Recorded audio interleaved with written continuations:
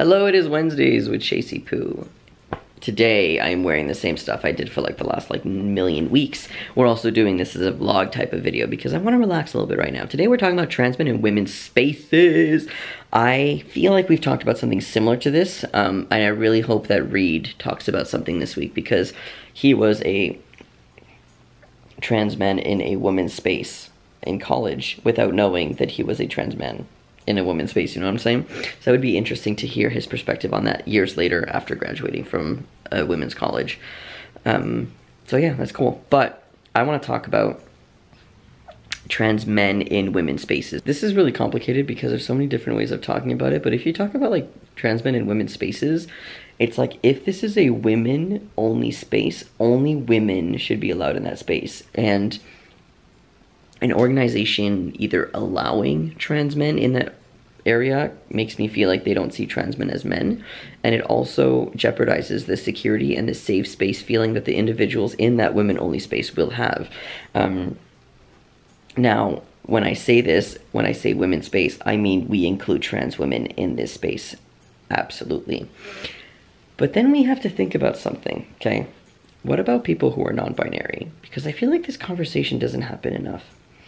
What about people who don't identify as male or female, or who do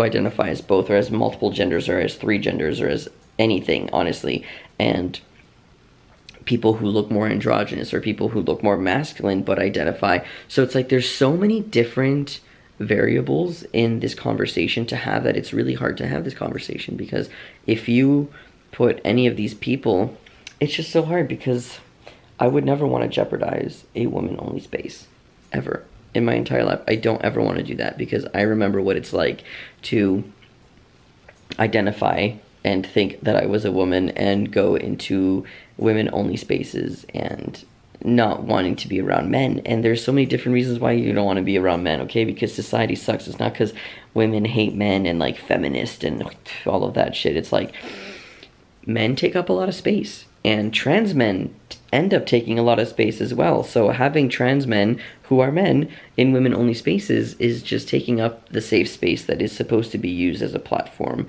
for women, and even trans women. Of course, I'm talking about trans women or women. Like, that's not even an argument to even have right here. Like, trans women or women, when I talk about women-only spaces, I'm obviously including all women, especially trans women. So something that I've seen online, there's a group on Facebook that says lesbians and that love FTMs or something like that. And I know that that's not a women-only space, but a lesbian is a woman who likes other women. So I'm really confused when I see groups like that it's like talking about, like, it should be like a women-only space because it's for lesbians, but it's for lesbians who like trans men. But a lesbian is a woman who likes women, but you're dating a trans man. I'm trans man. I'm just really confused by that. And I think that maybe some people, some, not all, who identify as lesbian like that label a lot and would rather keep that label instead of labeling themselves as bisexual or as queer, because the word bisexual, oh my goodness, still has so many negative connotations. Like, get over it, people. Get over it. Not like people who are bisexual, everyone around them. Like, get over it. Bisexual is an identity. It's real. People identify this way. People are attracted to multiple genders. Leave it alone. But there's so much stigma with the word bisexual, like crazy stigma. So I just think that it's interesting that lesbians who like FTMs continue to identify as lesbians even when the person is trans and transitions.